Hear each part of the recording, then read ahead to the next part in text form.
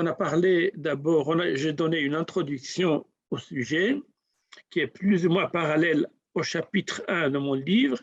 Et puis dans la deuxième séance, on a parlé des deux sujets. L'un, c'est les stéréotypes positifs et négatifs vis-à-vis les Juifs et le judaïsme. Ça, c'était dans la deuxième partie de la première séance et dans la deuxième séance également. Et dans la deuxième séance, on s'est concentré sur l'aspect Coran et Bible. Quel est le rapprochement qu'on peut faire entre ces deux textes? De quelle manière le Coran dépend ou raconte de nouveau les histoires bibliques. Donc ça, c'est ce qu'on a couvert. Ce qui reste pour aujourd'hui, c'est de parler de la question de la dhimma, de la dhimitude, c'est-à-dire le statut légal des Juifs sous domination de l'islam. Ce serait aujourd'hui. Et la prochaine fois, on va attaquer un autre sujet très important, très particulier, qui n'était pas suffisamment étudié par d'autres chercheurs, assez nouveau dans la recherche, c'est l'attitude de l'islam non majoritaire, c'est-à-dire l'islam chiite vis-à-vis des Juifs. Ça, ce serait dans un mois, et ce serait le 4e et dernière conférence. Mais aujourd'hui, nous allons parler de la dhimitude. C'est un mot français que j'aime bien, c'est une invention française belle qui traduit de manière magistrale le terme de la dhimma. Dhimma, c'est-à-dire, on peut traduire dhimma comme protection, être sous la protection de quelqu'un ou d'un état, de quelqu'un, dhimma. Et celui qui se trouve dans cette protection, il s'appelle dhimmi. Donc, ou dhimmi, si on prononce mieux. Dhimmi, la prononciation comme le DH en anglais, dhimmi. Et donc, la dhimma, bon, d'abord, comme je pense que je l'avais déjà indiqué, c'est pas un terme coranique. La notion de la dhimma est totalement coranique, c'est-à-dire on peut trouver facilement dans le Coran le noyau de la conception de dhimma, bien que le terme lui-même ne se trouve pas dans le Coran. Les Juifs sont appelés dans les pays musulmans durant du début de l'islam jusqu'à présent, ils s'appelaient entre autres choses, ils étaient nommés par les musulmans les dhimmis. Dans les documents, normalement, on dit « un dhimmi est venu chez moi pour discuter avec moi telle et telle chose ». On ne les appelle pas toujours yahoud, juifs, comme le terme qu'on a utilisé, qui est très fréquent dans le Coran. Certainement pas Banu Israël, qui est un terme avec quand même un bagage positif. Et on l'appelle très rarement le peuple du livre dans les documents, mais on l'appelle régulièrement dans le pays arabe islamique dhimmi, c'est-à-dire les protégés. Et donc, le terme ne se trouve pas dans le Coran, mais la conception se trouve. C'est-à-dire, quelle est la conception? La conception est que toute religion, tout peuple sous domination de l'islam est inférieur à l'islam. Donc, l'islam, c'est la religion supérieure. Et je vous ai indiqué dans ma première conférence, et j'ai répété ça même dans la deuxième, quelques versets coraniques et quelques hadiths. Je rappelle deux, rien pour le résumer, qui montrent cette attitude de supériorité ou le sentiment de supériorité de l'islam sur d'autres religions, ce qui contribue à cette attitude de supériorité de l'islam vis-à-vis d'autres religions, voire l'infériorité d'autres religions vis-à-vis de l'islam. Là, c'est un verset très connu du Coran qui dit « Inna ad-din inda Allah al-Islam », c'est-à-dire, traduction littérale, la religion aux yeux de Dieu est l'islam. Donc, on a déjà parlé de qu'est-ce que ça signifie le terme islam dans le Coran. Ça ne veut pas nécessairement dire la religion de l'islam, ça veut dire littéralement le mot islam, c'est-à-dire être soumis à Dieu. Donc, la religion aux yeux de Dieu est la soumission devant Dieu, mais plus tard, ce terme de la soumission est devenu le nom par excellence qui indique cette religion. Donc, Donc, la religion par excellence est l'islam. Et même, il faut quand même, quand je vous parle de Jérusalem, il faut que je note cette information très importante que dans la dôme de la Rochée qui se trouve à Jérusalem, dans laquelle nous avons l'inscription, une des inscriptions les plus anciennes de l'islam, qui date de la fondation de ce monument immense, et très important, splendide, qui était construit fin du 7e siècle, c'est-à-dire à peine 60 ans après la disparition du prophète. On trouve une série de versets qui sont écrits en arabe, et à l'intérieur de l'octagone de ce monument. Et la majorité de ces versets sont avec une orientation très antichrétienne. Vous pouvez me demander pourquoi n'est pas aussi anti-juif, parce que les juifs n'étaient pas une force importante, une puissance importante de cette époque. La force politique importante dans l'époque, c'était l'Empire byzantine chrétien, donc l'attaque est vers le christianisme. Et dans ce contexte d'antichristianisme, mais sous-entendu aussi anti-juif, on trouve une série de versets coraniques très antichrétiens, et parmi eux, on trouve aussi cette affirmation que je viens de vous citer, « Inna din indallah l'islam ». La religion, c'est-à-dire la vraie religion, aux yeux de Dieu, c'est l'islam. Donc ça, c'est un verset, il y en a d'autres, mais ça, c'est le plus évident, le plus clair. En plus de ça, on trouve des hadiths, c'est-à-dire des dires attribués aux prophètes qui disent la même chose, comme par exemple le dit qui dit « L'islam ya'lu wa la yu'la », c'est-à-dire l'islam doit être en situation de supériorité, mais jamais inférieur aux autres religions. L'islam ya'lu wa la yu'la. Et donc,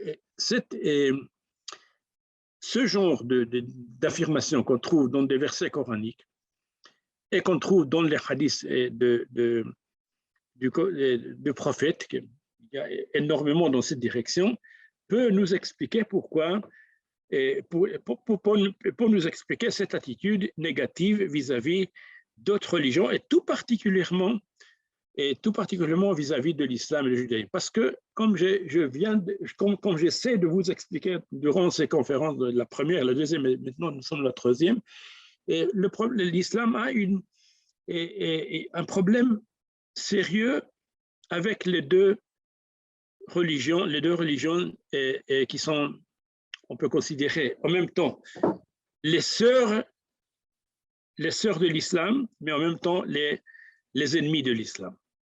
Les sœurs, parce qu'il s'agit quand même d'une religion, de trois les religions qui ont un héritage commun, d'un côté, mais d'un autre côté, ils constituent une menace vis-à-vis de l'islam, parce qu'ils étaient avant lui, c'est eux qui ont eu la révélation divine. Donc, on a essayé, j'ai essayé de vous montrer dans les conférences que j'ai déjà données, de quelle manière l'islam a fait son combat contre ces deux religions précédentes. Je ne vais pas répéter tout ce que j'avais dit, ce n'est pas la peine de le faire, mais je vous ai déjà donné les conférences et ceux qui n'étaient pas présents peuvent compléter par l'écoute de mes conférences. Donc, si on va de nouveau au Coran pour chercher où sont ces versets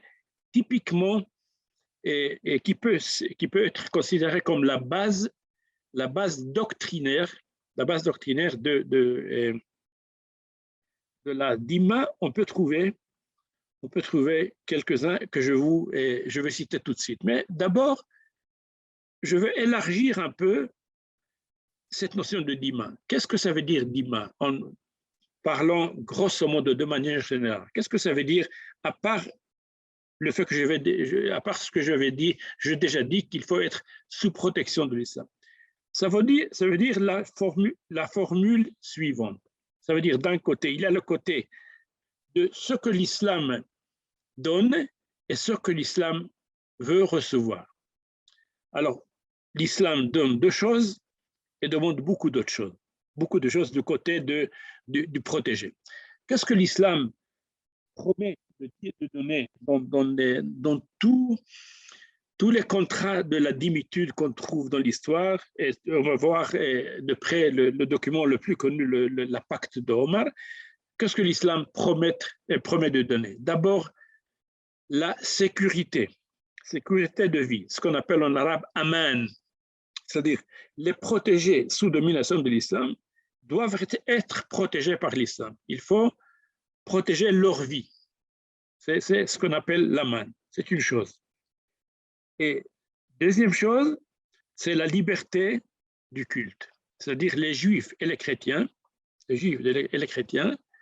et d'autres minorités également. Plus tard, on a appliqué cette attitude aussi vis-à-vis des zoroastriens, qui sont aussi considérés comme comme peuple de livres. Parce que finalement, on est fini par admettre leur livre sacré, leur kitab, leur écriture, ça aussi comme un livre sacré. Donc, on a élargi cette notion de dimitude, non seulement vis-à-vis des juifs et des chrétiens, mais aussi vis-à-vis des zoroastriens qui étaient la population majoritaire de l'Iran avant l'islam. Donc, on donne ces deux choses, la sécurité, on donne la liberté de culte. Et ce qu'on demande, c'est deux choses. D'abord, on demande les protéger de payer la jizya d'une manière qu'on va décrire plus tard. La jizya, c'est-à-dire un taxe qu'il faut payer régulièrement toutes les années, mais il faut le payer de manière avec humilité, afin de montrer qui est le gouverneur et qui est celui qui se trouve sous domination de l'islam. On va voir le verset qui le dit de manière claire. Donc ça c'est la jizya. Et puis, il y a toute une série de règles qui sont nommées les règles de la dimitude, ou autrement dit, la pacte d'Omar. Il y a quelques autres pactes, mais le pacte principal, c'est la pacte d'Omar, qui est, et qu'on va voir et qu'on va étudier ensemble, et qui énumère et donner avec beaucoup de détails toutes les règles sous lesquelles l'islam et les juifs et les chrétiens et les anciens doivent, s'ils veulent vivre sous domination de l'islam, vivre. Donc ça c'est la formule. Les deux choses qu'on reçoit, les deux choses qu'on donne, et beaucoup d'autres limites, des restrictions selon lesquelles on doit vivre si on veut vivre sous domination de l'islam. Et de manière générale, on peut dire que l'islam a respecté ses lois, sauf exception. Et ces exceptions sont énormes. Il y a beaucoup de cas où les gouverneurs musulmans n'ont pas respecté ces lois. Et ça, c'est à cause de ça, il y a des divergences immenses entre les chercheurs.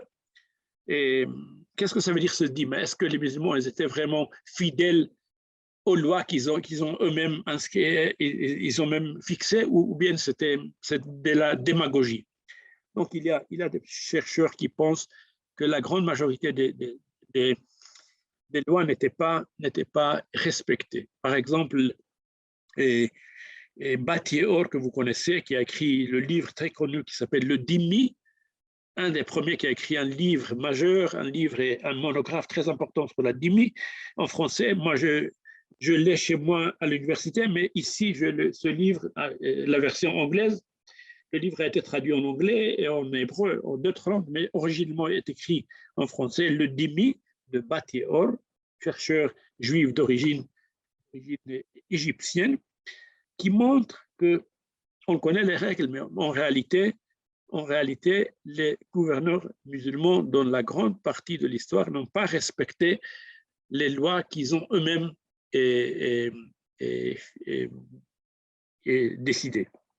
Donc, et pour montrer les détails de manière philologique exacte, je veux partager avec vous le texte, quelques textes qu'on va lire ensemble.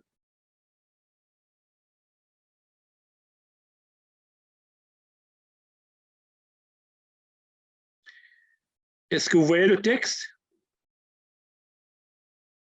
Faites-moi un signe, si vous verrez le texte. Ça va? OK, très bien. Donc, une minute, je vais faire un peu plus. OK, donc, une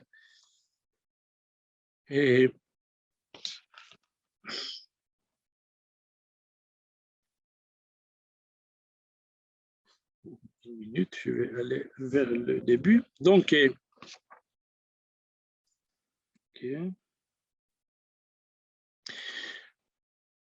Donc la démitude, la dimma, et ses sources coraniques. Donc, on a dit, la notion ne se trouve pas dans le Coran, mais l'idée se trouve dans le Coran, et le verset la plus évidente qui donne l'impression quelle est l'origine d'une telle attitude très négative. On a déjà vu ensemble les autres versets qui parlent de manière très négative vis-à-vis des Juifs, mais parmi ces versets, il n'y a pas une qui est plus claire en représentant cette idée de l'infériorité des non-musulmans vis-à-vis de l'islam. Et ce verset parle de manière générale de Ahl el-Kitab, c'est-à-dire le peuple du livre, c'est-à-dire les Juifs et les chrétiens. Et le livre, et le verset dit la chose suivante. L'humiliation, et ici c'est la parole al-Zilla, non al-Zimma. Zilla, c'est-à-dire humiliation. Ça ressemble beaucoup au Zimma, mais c'est quand même Zilla. L'humiliation les a frappés, c'est-à-dire a frappé les Juifs et les chrétiens là où ils se trouvaient, à l'exception de ceux qui étaient protégés par le lien avec Dieu ou un lien avec les hommes. Bon, il y a des exceptions, c'est-à-dire ceux qui ont accepté Mahomet, qui ont entré en alliance avec Mahomet, sont exclus. Mais la grande majorité n'ont pas voulu suivre Mohammed, donc il est parmi ceux qui sont frappés d'humiliation. Ils ont encouru la colère de Dieu, la pauvreté, al-maskana. Donc, ces deux paroles que les musulmans, en parlant des dhimmi, aiment utiliser. Ça vaut la peine de les connaître et de les connaître aussi en arabe. C'est les deux paroles majeures. L'une, c'est ad-dilla, l'humiliation, et l'autre, maskana, qui ressemble beaucoup, ça vient du même mot, de mot miskin ou misken en hébreu, maskana, la pauvreté, les a frappés, donc les deux choses. Ils ont fui ainsi parce qu'ils ne croyaient pas au signe de Dieu et qu'ils tuaient injustement le prophète. Donc, vous vous rappelez, ceux parmi vous qui étaient dans les conférences, on a parlé que parmi les accusations typiques qui sont adressées vis-à-vis les Juifs durant l'histoire de l'islam, il y a cette accusation qu'ils ont tué des prophètes. Bon, c'est pas totalement fausse. Et il y a des cas où ils étaient, même dans la Bible, des sources juives, qu'on parle des Juifs comme tueurs de prophètes, mais dans l'islam, c'est devenu une caractéristique très claire, comme si les Juifs ont passé leur histoire en tuant les prophètes, y compris Jésus, qui est considéré par l'islam comme prophète, que les Juifs aient tué. Bien que il y a ici une contradiction, parce que dans le Coran, il y a mention que Jésus n'était pas crucifié, que même l'idée de crucifixion est une invention. Ça, c'est un verset. Un autre verset important dans la même direction, c'est la suivante. Ça ne bouge pas. Ah, voilà. Et alors ça, c'est le verset typique qui parle de la jizya. Jizya, c'est-à-dire l'obligation de la part des Juifs de payer cette taxe de discrimination, de montrer qu'ils sont inférieurs à l'islam. Le mot-clé ici, c'est jizya, qu'on traduit comme taxe ou comme tribut. Et regardez comment les choses sont présentées dans ce verset de la sourate 9 du Coran, que j'ai déjà dit dans mes premières conférences, que c'est la sourate la plus polémique du Coran, la plus anti-juif et anti-chrétien, parce qu'elle appartient à l'époque de Médine, à la fin de l'époque Médine, c'est-à-dire vers l'année 632, tout près de la mort du prophète, et après une escalation énorme dans les relations entre juifs et musulmans et chrétiens dans la ville de Médine, spécialement juifs et musulmans, et la parole et le langage devient de plus en plus violente et de plus en plus anti. Donc, si on veut voir la gradation, le degré le plus négatif dans l'attitude de l'islam vis-à-vis les deux autres religions, judaïsme et christianisme, allez-y directement à la sourate 9, qui est la sommet. Donc, ce verset, la verset du Jizya dit « Combattez ceux qui ne croient pas en Dieu et au jour dernier, à savoir les juifs et les chrétiens. » Ils sont souvent présentés comme ceux qui nient la croyance en Dieu. C'est injustice de la part de l'islam de le dire, parce que dans d'autres cas, l'islam dit que c'est quelques-uns parmi les juifs qui ne croient pas en Dieu, mais ce n'est pas tous les juifs. Mais dans ce verset, on voit cette ambiance très polémique. Ceux qui ne déclarent pas illicite ce que Dieu et son apôtre, c'est-à-dire Muhammad, ont déclaré illicite, ceux qui parmi les gens du livre, voilà le terme, qui toujours contient ou réfère aux juifs et aux chrétiens, ne pratiquent pas la vraie religion. Donc, voilà, ça c'est la grande accusation. Ils sont pas dans le juste milieu de la religion et de la vérité, c'est-à-dire l'islam, mais ils pratiquent une religion qui est fausse, qui n'est pas complète, qui est incomplète. Combattez-les, il faut adresser vers eux le djihad, jusqu'à qu'ils paient directement an yadin.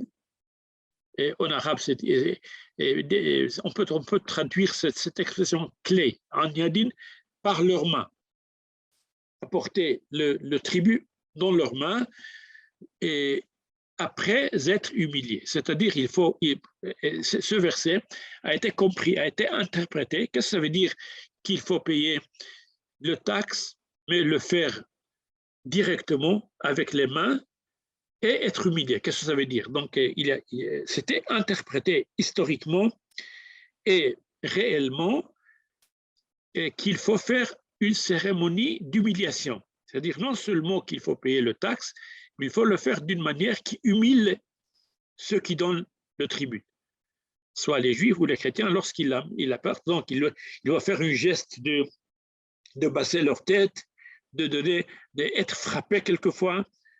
Ça ne veut pas dire que c'était toujours appliqué d'une telle manière aussi radicale, mais la possibilité se trouve dans l'interprétation classique du Coran. C'est-à-dire beaucoup de commentateurs, quand il arrive à nous donner leur exégèse ou leur interprétation de ces mots-clés, an yadin wa hum saghirun, c'est-à-dire avec leurs mains, directement avec les mains, et en situation d'humiliation, ils disent il faut faire ça de manière symbolique, de manière cérémoniale, de la façon que les gens qui regardent cette cérémonie voient qui est le dominant, qui est le gouverneur et qui est celui qui est protégé. Il faut que ça soit clair. Donc, ces deux versets que je vous donnais, il y en a d'autres, mais ces deux versets qui sont considérés comme les versets clairs et nets, c'est-à-dire les versets par excellence dans le Coran qui sont la base de la dimitude. Et si on veut chercher d'autres, il y a d'autres versets qui parlent de manière négative et on les a énumérés, on les a discutés dans les autres conférences, mais il faut garder ces deux versets pour voir cette notion d'attitude négative.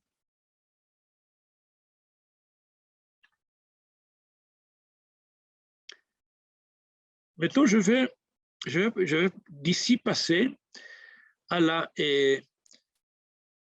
codification des règles, c'est-à-dire il y a cette attitude, si on veut dire théologique, légale, qu'on trouve dans le Coran, dans ces deux versets, mais d'ici à une formulation d'un code des règles qui décrit la manière dans laquelle il faut traiter les Juifs, et il y a un temps qui est passé, ce n'est pas arrivé tout de suite, bien que, donc il faut être prudent dans les détails historiques.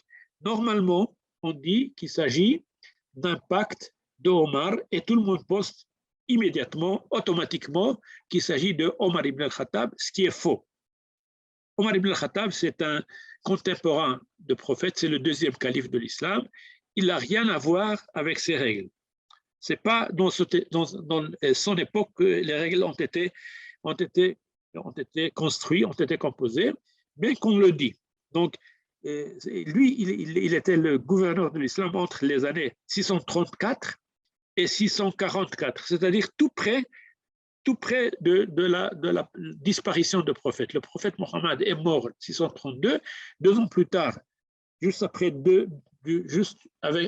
une période très courte du premier calife Abu Bakr, Omar est devenu le gouverneur le plus important parmi les 4 qui ont succédé le prophète.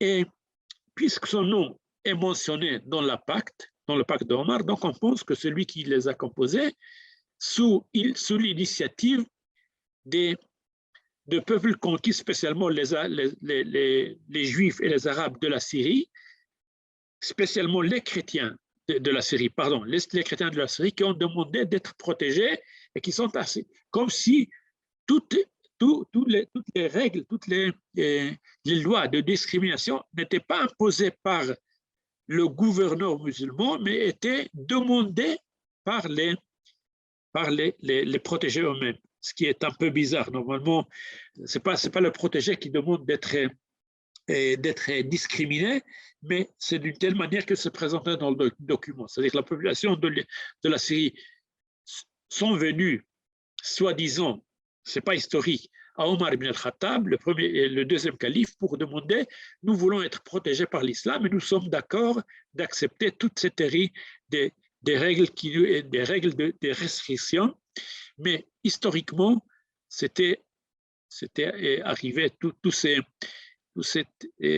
séries de règles ont été composées à l'époque non pas de Omar le premier, Omar ibn al-Khattab, mais plutôt ce qu'on appelle Omar le second, c'est le calife de l'époque omeyyade, qui était le gouverneur omeyyade de l'Empire durant 3 ans seulement, entre les 717 et 720. Une carrière très courte, mais il a une importance très importante, entre beaucoup d'autres choses, de cristalliser ce document. Voilà. Et donc, non pas le Omar ibn Khattab, mais Omar ibn Abdelaziz, qui est dans la recherche, nous l'appelons normalement Omar le second, en comparaison avec Omar ibn Khattab, qui est Omar le premier. Ça bouge très lentement. Voilà. C'était PowerPoint, je ne sais pas pourquoi. Ah, voilà.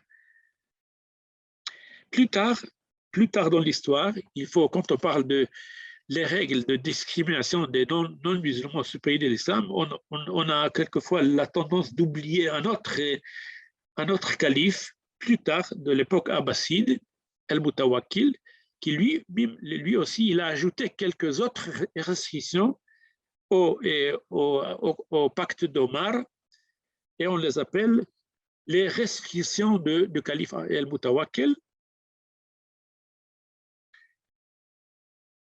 Et donc, voilà, au pacte d'Omar ont été adjoints à travers les siècles de nouveaux décrets, comme ceux attribués au calife abbasside El-Mutawakkil. Mais normalement, les règles les plus importantes, les plus indicatives, les plus utilisées durant l'islam, et le terme normalement, le document par excellence, c'est le pacte d'Omar.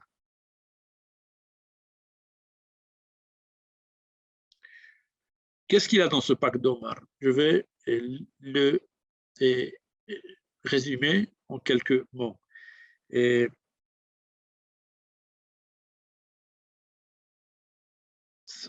Ça marche très lentement, je ne sais pas pourquoi. Excusez-moi, je suis en train de... Voilà. Alors, vous voyez l'introduction à ce document. c'est présenté comme si ce n'est pas le musulman qui l'a appliqué. Est-ce que vous m'entendez? OK. Donc, au nom de Allah, le bienfaiteur miséricordieux, comme commencent les versets coraniques, ceci est une lettre adressée par les chrétiens de telle ville. Donc, de telle ville, parce que dans chaque document, qui était un document qui était varié d'une ville à l'autre, donc c'était toujours ouvert pour remplir le nom de ville, mais ça commençait avec une des villes de la Syrie, je pense que c'était Damas, au serviteur d'Allah Omar ibn al-Khattab, commandeur des croyants, quand vous êtes venus dans ce pays, c'est-à-dire la Syrie, nous vous avons demandé la sauvegarde pour nous, notre progéniture, nos biens et nos coreligionnaires, et nous avons pris par devers vous l'engagement suivant. Donc, vous voyez, c'est présenté de manière qui est loin d'être historique, c'est-à-dire, voilà, le citoyen inférieur sous domination de l'islam qui dit au gouverneur, venez appliquer sur moi les restrictions de discrimination parce que j'ai besoin pour être protégé et je suis prêt de faire tout ce que vous me demandez afin d'être protégé. Et normalement, l'histoire, c'est pas comme ça que ça passe dans l'histoire. Mais l'essentiel quand même de dire que toutes ces restrictions que nous allons lire, pas tous, on va lire, mais quelques-uns pour avoir un peu pour sentir un peu l'atmosphère qui domine ce document, toutes ces restrictions, la grande majorité au moins, ne sont pas une invention de l'islam. Ça, c'est une chose qu'il faut se rappeler. Je vous ai dit la même chose lorsqu'on a parlé des accusations anti-juives qu'on trouve dans le Coran. Je vous ai dit la même chose. Quelle est la chose que je vous ai dit?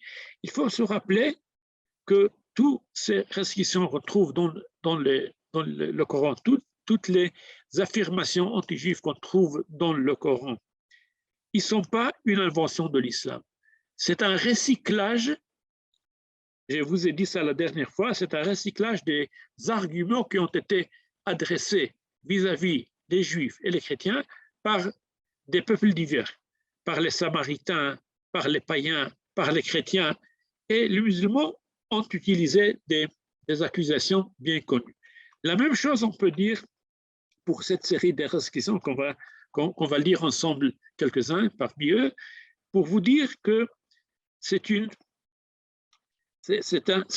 nouveau, comme l'islam n'avait pas, c'est une religion qui vient d'être créée, n'avait pas une tradition ancienne sur laquelle il peut s'appuyer dans tous les domaines, non seulement donc, sur la question comment il faut dominer les musulmans et les juifs et les chrétiens ou les zoroastriens, mais dans toutes les questions, il dépendait des traditions antérieures et pour construire son identité. C'est que beaucoup plus tard, on peut dire dans l'époque abbasside, que nous avons un islam avec quelques nouveautés de lui-même. Mais au début, dans les premières décennies, même premier siècle, plus qu'un siècle, nous avons une continuation des règles qui sont connues déjà avant l'islam, et y compris les règles de restriction. Voilà. Donc, il y a une série de quelques dizaines de restrictions, et je vais lire avec vous quelques-uns pour voir dans quelle direction ça va. Nous ne construirons plus dans nos villes et dans leurs environs ni couvents, ni églises, ni cellules de moines, ni ermitages. Nous ne réparerons point, ni de jour, ni de nuit, ceux de ces édifices qui tomberaient en ruine, ceux qui seraient situés dans les quartiers musulmans. Donc, vous voyez, en lisant déjà ce premier paragraphe de ce document, il ne s'agit pas des Juifs. Parce que tous les exemples qu'on nous donne ici, c'est des couvents, des églises, des cellules de moines, des ermitages. les synagogues ne sont pas mentionnées. Donc, on voit que le contexte primaire, le contexte originel de ce document est islam et christianisme. Ça ne veut pas dire que les Juifs ne sont pas inclus dans ce document, mais c'était un élargissement qui est venu plus tard. Plus tard, les musulmans ont dit on peut appliquer les mêmes règles sur les Juifs et aussi sur les zoroastriens. Et même on trouve que beaucoup plus tard, quand l'islam est arrivé à l'Inde, et on a trouvé là-bas ni juifs, ni chrétiens, ni zoroastriens, mais on trouvait des hindus et des bouddhistes. Donc on dit l'islam voulait être considéré tolérant, et en réalité, il était assez tolérant dans beaucoup de cas. Donc il a dit, bon, il faut chercher un moyen d'appliquer ces lois sur les Indes aussi. Donc on peut accepter par exemple les écrits sacrés des hindous et les écrits sacrés des bouddhistes, les Upanishads, les textes sacrés, on peut les considérer aussi comme livres sacrés, et donc on peut appliquer les règles de la dimitude sur eux-mêmes également. Mais donc, on voit, ce qui est important de voir que à l'initiative, au début, à l'origine, c'était des règles, un contrat entre l'islam et le christianisme de la Syrie. Ça, c'est le contexte exact de ce document. Nous ne tiendrons nos portes ouvertes aux passants et aux voyageurs. Donc, il faut respecter la religion des musulmans. Et nous donnerons l'hospitalité à tous les musulmans qui passeront chez nous et les hébergerons durant 3 jours. Une obligation. Nous ne donnerons asile ni dans nos églises, ni dans nos demeures à aucun espionnage. Nous ne cacherons rien aux musulmans qui soit de nature à leur nuire. Alors, vous voyez, c'est clair et net, ces règles. Et ça c'est une règle très importante. Pas toutes les règles ont été appliquées. Il y a quelques-uns qui se trouvent là, qui sont restés toujours théoriques, n'étaient pas très rarement appliqués, mais quelques-uns étaient toujours appliqués. Par exemple, celui qui est le premier dans cette page, nous n'enseignerons pas le Coran à nos enfants. C'était complètement interdit d'apprendre le Coran et d'enseigner le Coran aux non-musulmans. Pourquoi? Parce qu'on risque qu'un juif qui le lit n'aura pas suffisamment de respect vis-à-vis du texte. Par exemple, s'il va voir qu'une grande partie de ce qui est écrit dans le Coran ressemble beaucoup à ce qu'on trouve dans la Bible et dans le Nouveau et l'Ancien Testament, donc il va dire, voilà, qu'est-ce que c'est ça? Et vous avez ici un texte sacré qui est tout à fait dépendant de nos écrits sacrés, et il commence à ridiculer le texte. Alors cette peur que le Coran ne sera pas respecté était la raison pour ne pas permettre aux Juifs et aux chrétiens de le lire, sauf à condition de se convertir. Ça ne veut pas dire qu'il n'y avait pas des Juifs qui ont connu le Coran, bien évidemment il y avait. Nous savons par exemple que Maïmonide connaissait le Coran et le cite quelquefois, donc, et d'autres également, une connaissance assez remarquable de quelques savants juifs du Coran, mais théoriquement, c'était interdit. Nous manifesterons publiquement notre culte et nous ne le prêchons pas. Interdit de faire une propagande pour votre propre religion. Pour l'islam, d'accord, mais pour votre religion, non. Je ne vais pas tout lire, mais je vais vous dire quelques autres paragraphes. Nous n'habitons, pardon, et nous ne ferons point usage de leur parler, nous ne prendrons pas leur kunya, c'est-à-dire kunya, c'est-à-dire à titre honorifique, et être appelé par des noms que les musulmans peuvent utiliser. Kunya, c'est toujours un nom qui commence avec Abu pour un monsieur et pour une dame. Ce n'était pas permis aux Juifs de le faire. Est-ce que c'était pratiqué en réalité? Non, ce n'était pas pratiqué parce que nous connaissons beaucoup de Juifs et beaucoup de chrétiens qui sont utilisés ces kunya, ces appellations honorifiques, et c'était très rarement qu'ils étaient reprochés ou qu'ils étaient demandés de les convertir. Donc il y a des règles qui se trouvent là, mais toujours la question c'est en quelle manière on peut prouver que en réalité ces règles ont été pratiquées. Nous ne ferons point usage de leur parler, ça déjà on dit, nous ne montrons point sur des selles, c'est-à-dire c'était interdit aux Juifs et aux chrétiens et à tous les immis de monter sur les animaux qui étaient considérés comme des animaux nobles, par exemple les chevaux. C'était interdit. C'était permis de monter sur un âne, mais pas sur un cheval. Ok, et nous avons des documents de Maroc et de l'Algérie qui parlent des Juifs qui ont osé de monter sur un cheval. C'était un cas à discuter dans le tribunal. Tel et tel Juif, tel et tel dhimmi a osé de monter sur un cheval contre les règles de Omar. Et nous ne tiendrons pas l'épée. Donc interdit que les Juifs utilisent des armes. Interdit. Nous ne ferons point graver nos cachets et caractères en arabe. Alors ça c'est une chose importante. Est-ce qu'on peut utiliser l'écriture arabe quand on écrit l'arabe? Parce que regardez, les Juifs et les chrétiens ont vécu dans les pays arabes. Donc ils ont utilisé pour parler la langue arabe, évidemment. Mais quand même, un phénomène tout à fait remarquable que j'ai mentionné d'une de mes conférences, les Juifs et les chrétiens, et spécialement les Juifs, lorsqu'ils écrivent, lorsqu'ils utilisaient l'arabe, ils n'ont pas utilisé l'arabe en écriture arabe. La langue était arabe, mais l'écriture était hébraïque. Et c'est une question, est-ce que c'était inspiré par cet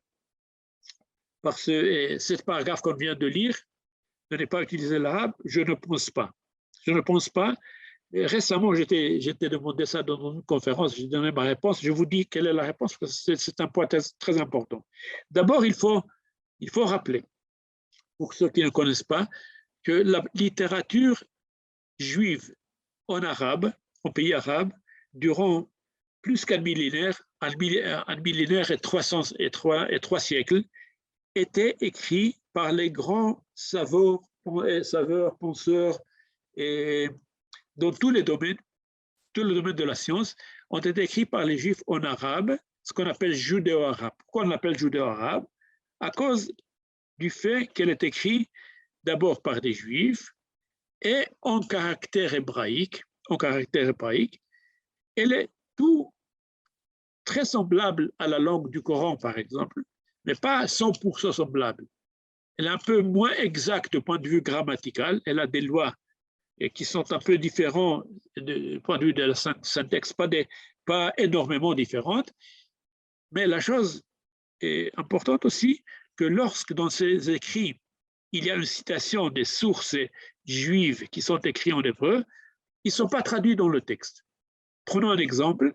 Si on prend par exemple le Guide des égarés de Maïmonide, un exemple très connu, ce livre a été écrit en judéo-arabe, arabe en caractère hébraïque. Lorsque Maïmonide écrit ce texte, il fait énormément de citations des versets bibliques, des passages talmudiques, des textes de Midrash, etc., etc. Tout ça reste dans le livre en hébreu. Pourquoi?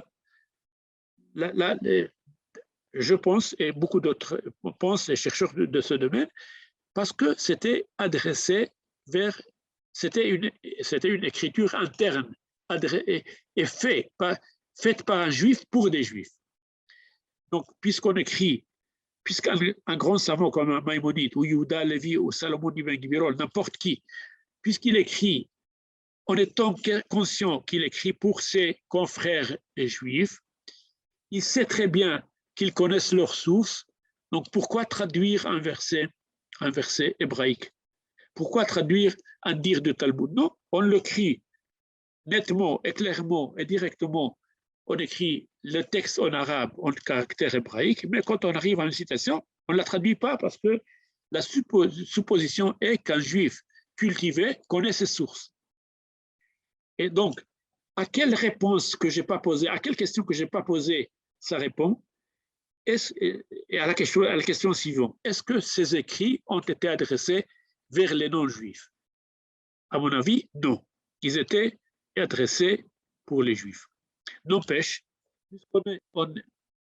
plus tard, ces livres ont été très connus. Il avait une réputation interne dans la communauté juive.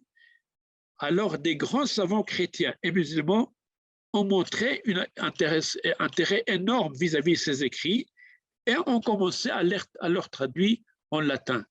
Donc, on voit pas presque à l'époque de Maïmonide, un peu plus tard,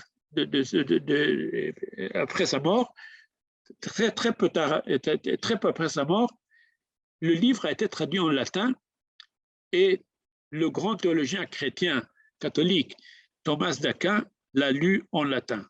Donc, c'est pas que le fait que c'était écrit et en hébraïque, en hébreu, ça restait fermé dans la communauté. Non, plus tard, on a découvert l'importance, la significance de ces écrits. On les a traduits à des langues différentes, mais au point de départ, ils étaient écrits en judéo-arabe pour les Juifs, et c'est pas à cause c'est pas à cause de ces limites, mais c'est pour des besoins internes.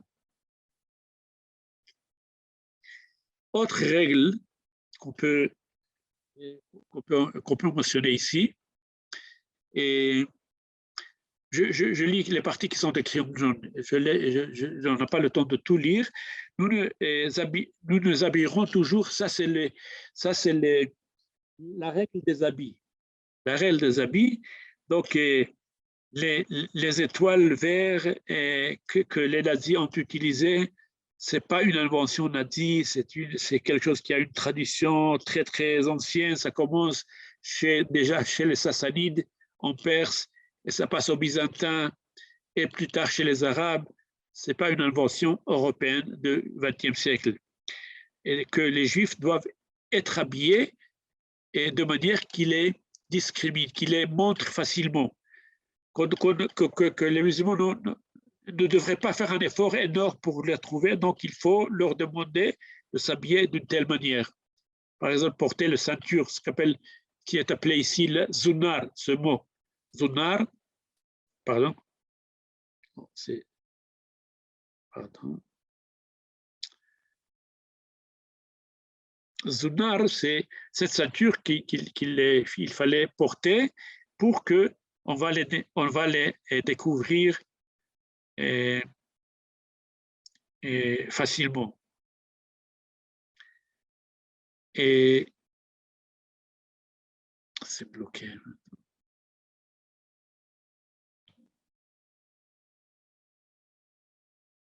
Attendez. Quand je mets comme ça, vous arrivez à lire quand même ou non? Vous arrivez à lire? Ok, très bien. Donc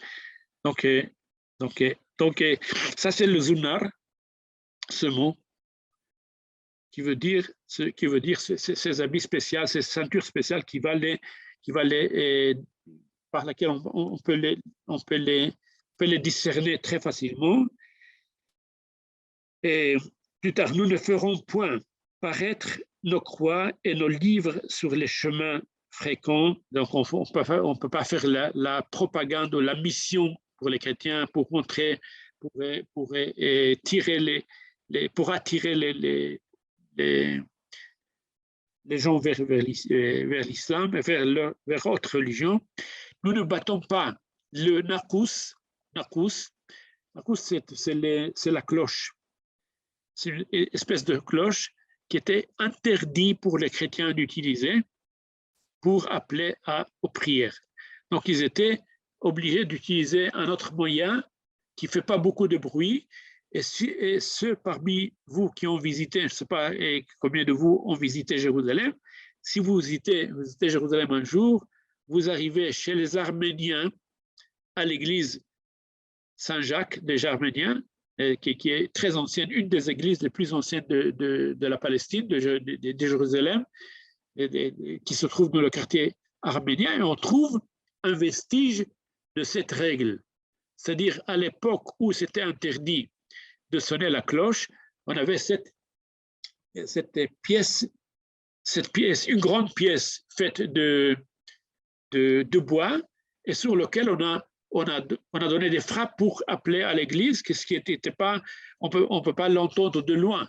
Au maximum, les gens qui ont habité tout près de l'église pouvaient l'entendre. Donc, c'était vraiment une règle ou une loi pour dire, si les gens veulent arriver à l'église pour faire la prière, qu'ils aillent, mais on ne va pas faire un effort de les appeler. C'est interdit, tandis que appeler par le muazzin à l'islam, c'était complètement permis, évidemment.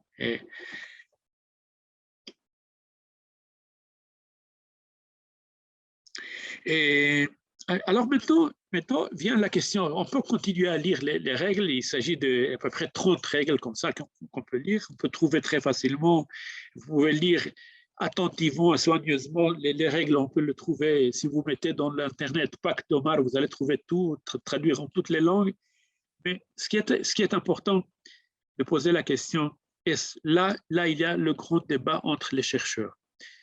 Et quelle est la relation entre l'histoire, entre l'aspect théorique de l'histoire tel qu'il est présenté ou reflété dans ce document et ce qui est passé dans l'histoire. Et il y a des gens qui disent, il y a des gens qui lisent ce document de manière très sévère, très sérieuse, très sévère, je dis, parce que tout le monde le lit sérieusement, mais il y a des qui le lisent sévèrement, qui disent, voilà, il faut lire, il faut prendre ces règles à la lettre, parce qu'on a énormément d'exemples des juifs et des chrétiens et des zoroastriens vivant en pays sous domination de l'islam, qui peuvent nous raconter qu'ils ont vécu ces règles, et même pire que ces règles. Quand je vais dire pire que ces règles, je pense par exemple aux Almohades, ou la dynastie des Almohades au Maroc, pour lesquelles ces règles de discrimination connues sous le nom d'Omar n'étaient pas suffisantes. Ils ont dit, c'est pas suffisant, il faut ajouter. Et qu'est-ce qu'ils ont ajouté? Quelque chose d'essentiel que personne de l'histoire de l'islam a fait, sauf les Almohades. Parce que selon les règles, on dit qu'il y a cette formule que tu reçois aman, sécurité et liberté de culte, et tu dois être discriminé et payer la jizya. Il dit non, ça ne suffit pas. Les Almohades font une exception en disant ça ne suffit pas, il faut se convertir à l'islam pour rester au Maghreb ou à l'Espagne. Et bien que l'islam ne demande pas ça, le Coran ne demande pas ça, ils disent, bon, si vous voulez vivre leur religion, vivez ailleurs, pas chez nous. Chez nous, il faut se convertir à l'islam. Donc on voit non seulement qu'il y a des gouverneurs dans l'histoire de l'islam qui ont pratiqué ces règles de manière à la lettre et plus qu'à la lettre. Donc ça donne soin aux chercheurs qui pensent négativement sur cette attitude de l'islam vis-à-vis du judaïsme et du christianisme.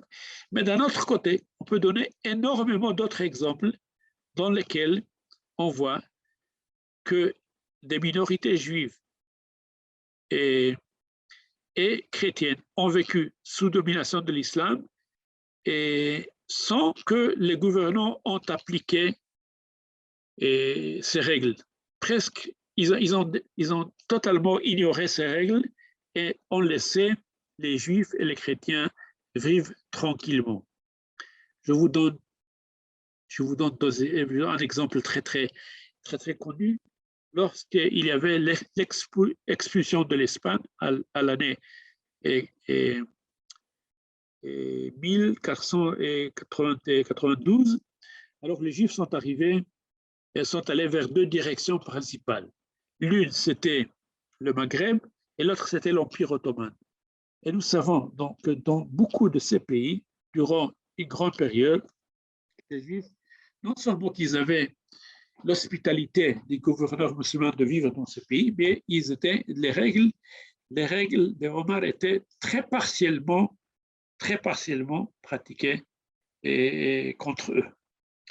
Donc, où se trouve la vérité?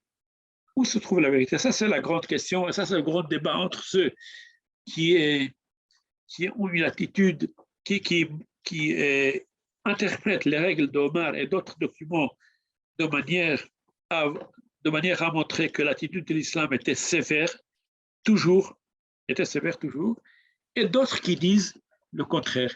Il y en a aussi ceux qui interprètent les choses de manière complètement différente de l'attitude de Battior. Où se trouve la vérité? Moi, je pense, comme beaucoup de chercheurs, et moi, je suis la ligne de chercheurs qui se trouvent un peu je pense, dans le juste milieu. Par exemple, des chercheurs comme Bernard Lewis, dans son livre Jews and Arabs, Juifs et Arabes. Je vous cite un paragraphe qu'ils disent. Ou bien Mark Cohen, professeur qui a beaucoup écrit pour le pacte d'Omar et sur cette question que nous traitons ce soir. Mark Cohen, professeur qui enseigne à l'université de Princeton en Amérique, qui disent généralisation, c'est une attitude qui n'est pas sérieuse. Il ne faut pas généraliser ni le pacte d'Omar, ni les règles de l'Mutawakkil. Il faut, quand on étudie les relations entre juifs et non-juifs durant l'histoire de l'islam, il faut étudier les choses en particularité. Chaque cas historique, chaque endroit, chaque moment, il faut l'étudier de manière spécifique. Parce que souvent, ce que nous voyons, que le point de départ d'un chercheur peut être inspiré par un certain texte qu'il a lu ou encore plus, une certaine réalité qu'il a vécue.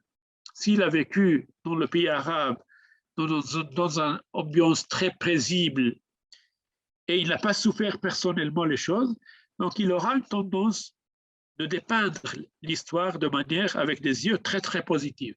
Et le contraire est vrai pour des autres chercheurs qui ont vécu eux-mêmes personnellement une réalité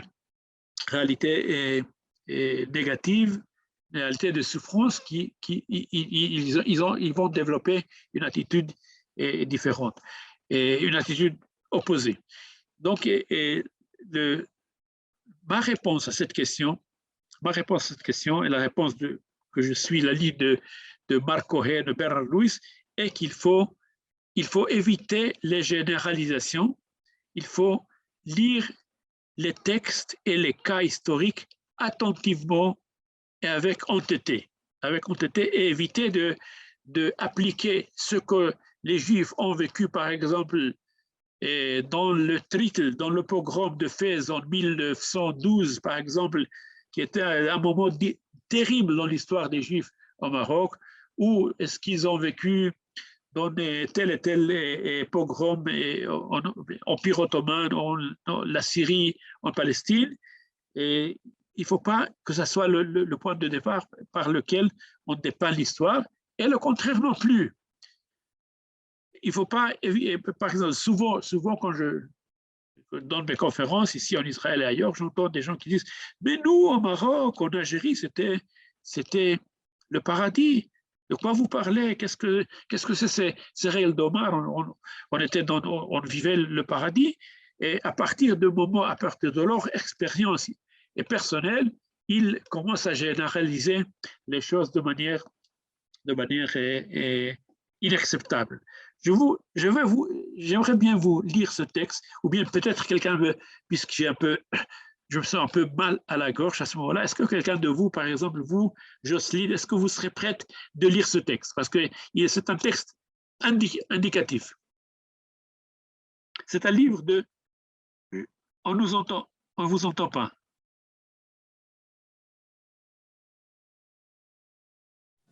Jocelyne, vous voulez bien ouvrir votre micro, et lire? C'est fait, c'est fait. Alors, lisez attentivement et lentement qu'on arrive à voir ce qu'il dit. Bernard Louis dit quelque chose de très important ici.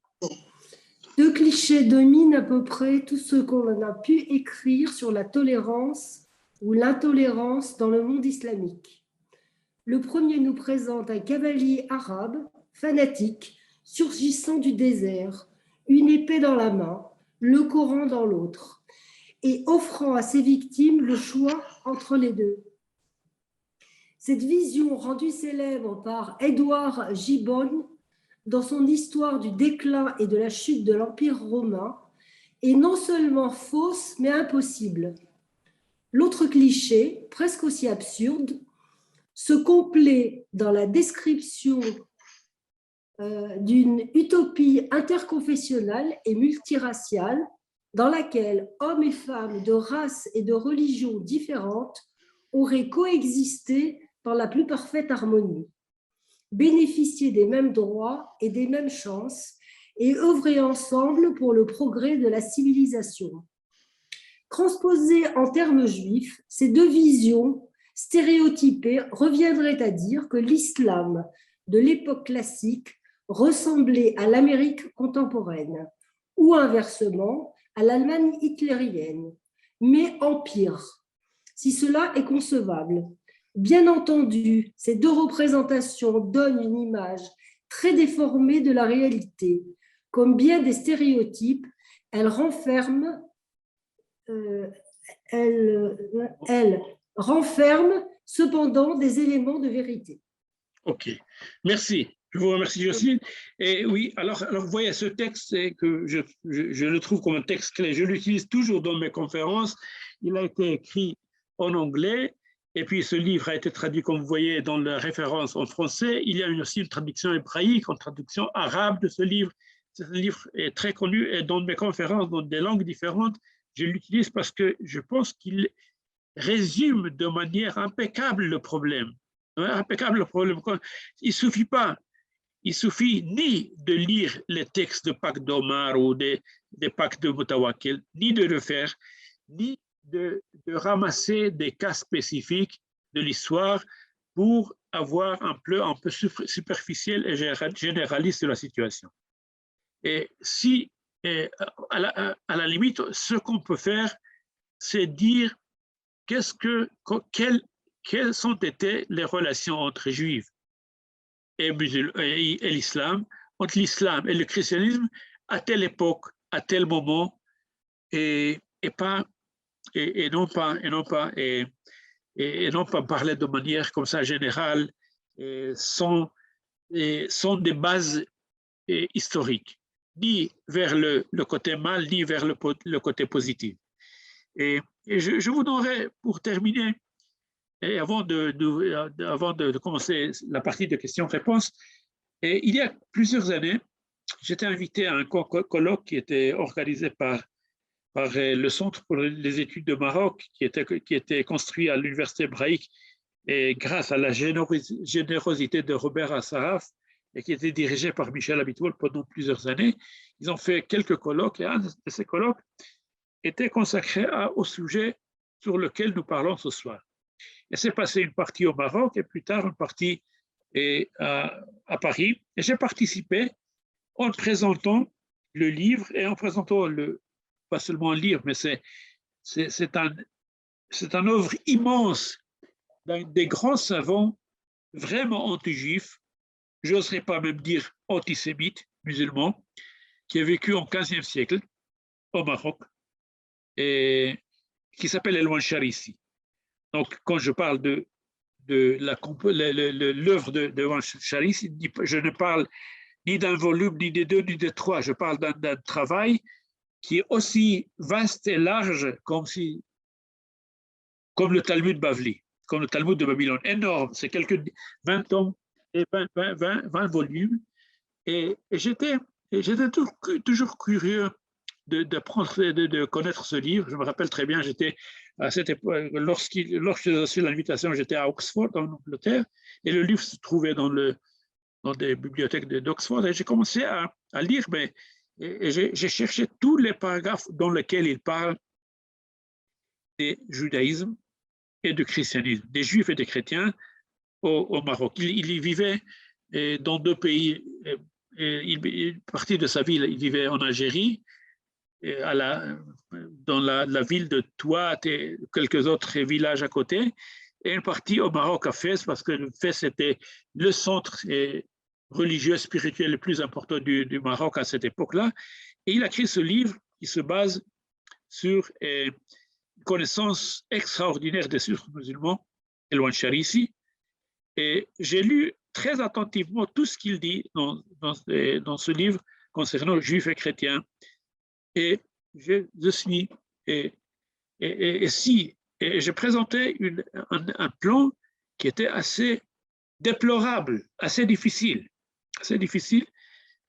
mais en le décrivant, j'ai dit, mais ma conclusion était toujours comme je viens de faire, comme je vous montrais dans le texte que Jocelyne a gentiment nous a lu de Bernard Louis, qu'il faut, malgré ce texte, et malgré des textes qui décrivent une situation, des États qui est de manière extraordinairement positive, il faut éviter, il faut pas être tombé dans le piège de croire, et on peut croire ce qu'il dit, son témoignage, mais il faut pas être tombé dans le piège de prendre son témoignage pour décrire toute l'histoire du Maroc en se basant sur le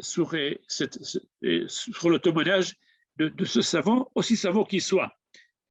Donc, ça, c'est la manière par laquelle j'aimerais terminer cette conférence, par dire il y a les documents, il y a le pacte d'Omar, il y a les pactes de El-Moutawak, il y a d'autres documents qui ont été écrits dans l'histoire qui décrivent une situation non facile, très difficile dans les relations judéo-chrétiennes, judéo-musulmanes dans l'histoire. Il y a la réalité qu'on peut apprendre à partir soit des témoignages personnels lorsqu'il s'agit des dernières générations des juifs, des musulmans, des chrétiens venant de ce pays-là, mais il faut toujours faire une analyse précise et honnête de chaque cas pour arriver au résultat. Je vois que votre nom, c'est Attal. Je ne sais pas si vous êtes attaché à Robert Attal, mais Robert Attal qui était mon collègue, il était le bibliothécaire de l'Institut Ben Tzvi de Joseph.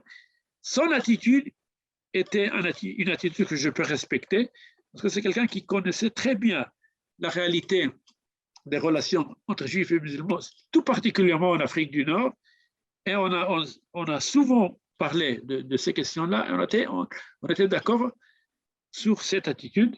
Je ne vais pas mentionner d'autres noms que vous connaissez, sans doute, que dans l'attitude, je ne partage pas. Dans l'attitude, je ne partage pas, ce n'est pas la peine que je mentionne les noms. Les noms sont très, très connus. Et ce qui me gêne dans leur attitude, c'est exactement ce que je viens de dire. Prendre quelques cas, quelques périodes et décrire les choses de manière idéale ou le contraire, de manière déplorable. J'aime beaucoup aussi l'attitude d'André Azoulay, parce que quand j'étais à sa présence à Mogador il y a quelques années, et quand on a visité le musée qu'il a fondé, le musée de l'histoire de Mogador, à Beit Zakira à Mogador, il a montré le côté ultra positive de la relation judéo-islamique au Maroc, mais il n'a pas oublié à mentionner que dans cette même ville très paisible dans laquelle il y a les réunions des musiques Andalousie toutes les années jusqu'au l'éclat de Corona, dans cette même ville, il y avait des massacres terribles des Juifs au XIXe siècle à Mogador. Dans cette même ville. Donc, il n'arrive pas à cette généralisation. Il ne partage pas cette attitude de généraliser à partir des moments positifs dans l'histoire de Mogador au XXe siècle, dire wow, que c'était toujours comme ça. Non, il ne le dit pas. Et ça, c'est une attitude qu'il faut accepter et respecter. Et ça, c'est mon attitude. Quand j'étudie non seulement les relations, mais aussi d'autres aspects que j'ai essayé de vous présenter dans les 2 premières conférences et ce que je fais aussi dans le livre. Et il faut tout mettre sur les pages, en écriture, et le bon et le mal. Mais la question, c'est comment on les mesure, comment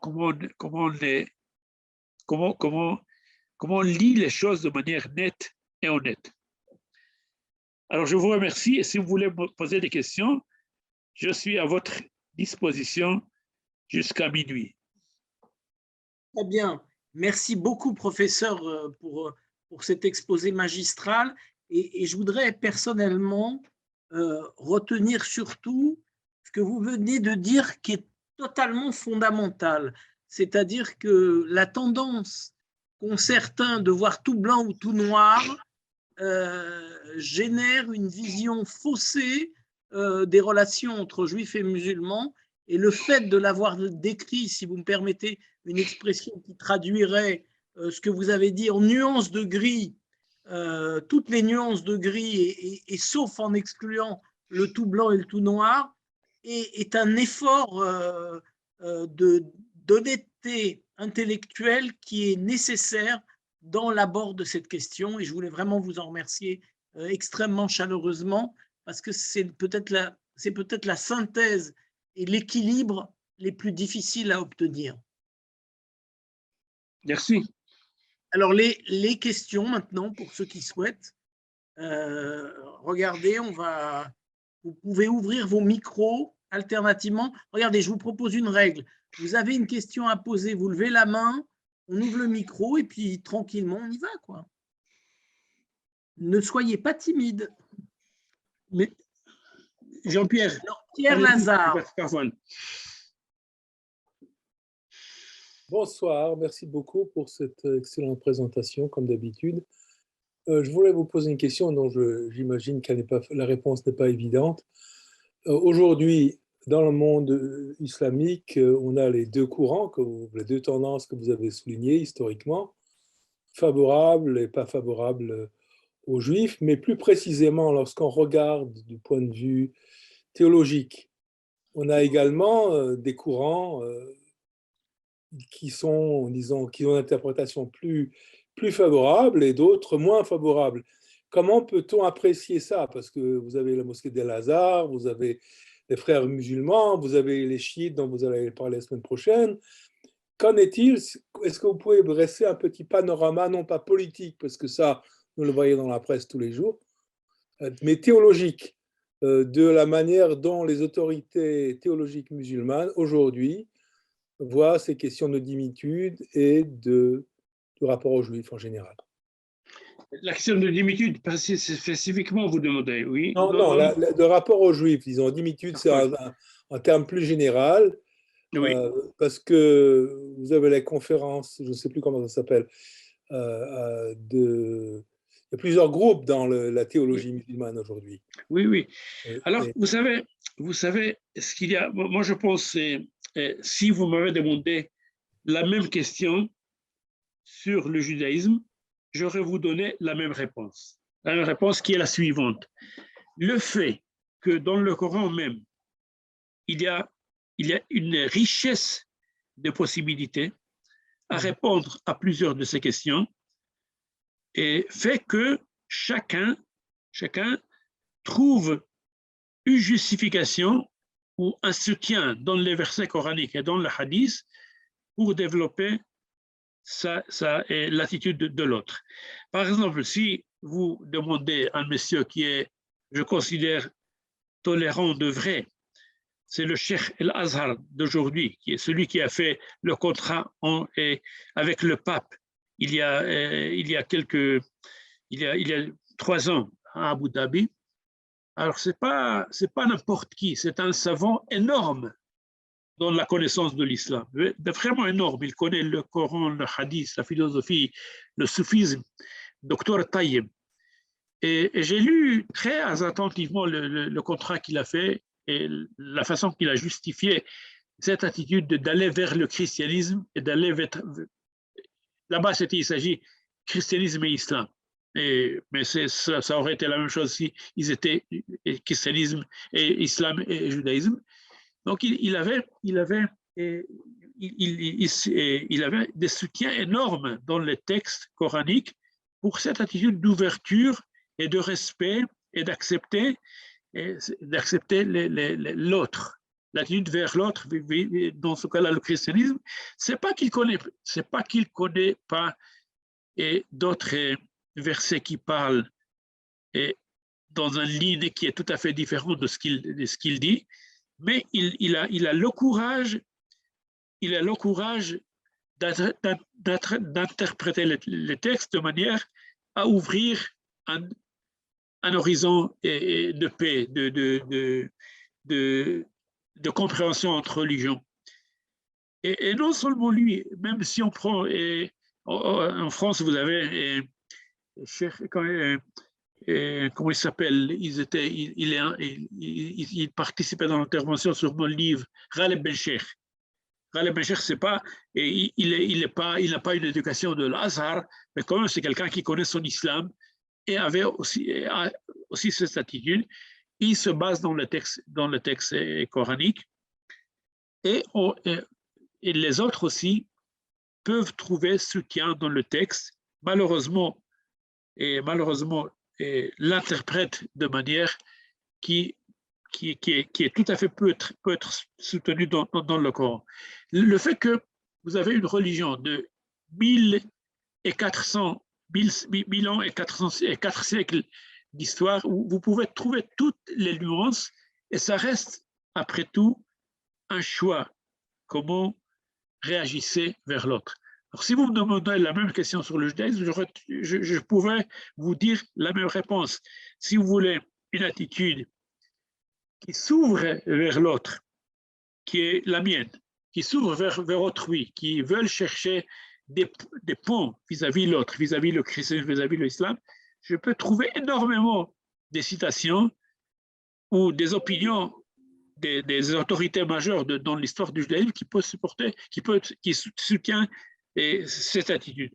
Mais si vous demandez de faire le contraire, ça n'aurait pas été difficile parce qu'il y a aussi des soutiens. Et c'est ce qui passe en réalité. Je vous ai raconté une fois une chose qui est réelle. Ce n'est pas une blague. Même que si ça s'entend comme blague, ce n'est pas une blague. Une histoire d'un législateur, d'un jurisprudent islamique qui est inventé et qui est invité à la télévision égyptienne pour parler des avortements. Est-ce que c'est permis ou non permis dans l'islam? Alors, lorsqu'il était déguisé, lorsqu'il était préparé, maquillé, dans la chambre de maquillage pour préparer à la conversation avec l'intervenant, il a demandé, celui qui l'a invité, bon, vous m'avez dit, monsieur, que je suis invité à parler sur l'avortement dans l'islam, mais vous ne m'avez pas dit quelle opinion vous voulez que je soutienne, pour ou contre, à savoir si vous voulez contre, j'ai des textes pour le supporter et pour le soutenir, et pour serait égal. Et donc c'est comme ça que je vois les choses. Et lorsque je parle pas mal avec des musulmans ici en Israël et ailleurs, je parle souvent sur ces questions difficiles, même avec mes étudiants arabes qui musulmans qui vient à mes cours sur le Coran et l'exégèse coranique, on voit quelquefois des conflits ou des discussions brûlantes dans la classe, et chacun, il a ses textes pour les supporter. Ça, c'est... Parce que moi, je pense personnellement, je pense avec point que dans des religions, il y a toujours une partie de manipulation. On peut manipuler le texte et on manipule le texte. On manipule le texte, on les utilise de la manière. Donc, c'est pas nouveau. C'est depuis le Moyen Âge jusqu'à nos jours, on voit cette tendance. Est-ce que j'ai répondu à votre question?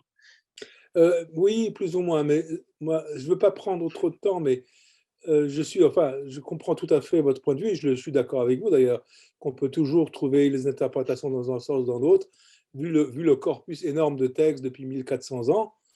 La question qui se pose aujourd'hui pour nous, enfin pour moi en tout cas, c'est de savoir où en est, si vous voulez, la température générale, parce qu'on a les mouvements politiques islamistes qui sont carrément anti-juifs, hein, ça sont des mouvements politiques, hein, le Hamas, etc., le schisme politique au pouvoir en Iran, hein, qui a un discours, alors là peut-être vous corrigerez, mais quand même apparemment assez antisémite. Maintenant, on a des voix plus modérées, effectivement, vous avez cité on peut toujours citer des gens qui parlent, mais en quoi où en est la température globale de l'islam? Est-ce qu'il y a un réchauffement du point de vue théologique? Évidemment, on peut parler également de la politique avec les pays du Golfe, mais je parle plutôt du niveau de l'interprétation des textes, de la théologie, ou est-ce que c'est purement un phénomène politique, ce rapprochement, là, on a du mal à comprendre où on en est, du fait qu'il n'y ait pas d'autorité centrale. Ce n'est pas comme le catholicisme où il y a un pape qui fait des encycliques, qui dit voilà ce qu'il faut faire. Là, l'islam, il y a plusieurs centres, il y a plusieurs groupes théologiques, et où en est le courant général qui a une influence sur les masses. Bon, c'est très difficile de calculer à cause de plusieurs centres qui existent, mais si vous me demandez, je dois dire, à vrai dire, je pense que la tendance dominante n'est pas favorable. C'est-à-dire la tendance qui est contre, qui n'est pas favorable ni vers le judaïsme, ni vers le christianisme, est beaucoup plus forte. Ça, c'est mon sentiment. C'est-à-dire les voix qui parlent paisiblement et pour un dialogue, bien qu'on les entend ici et là, ils sont minoritaires. Il y a des masses qui sont indifférentes, mais je pense parmi les deux côtés qui manipulent les choses, le côté anti-juif, anti-chrétien est beaucoup plus dominante.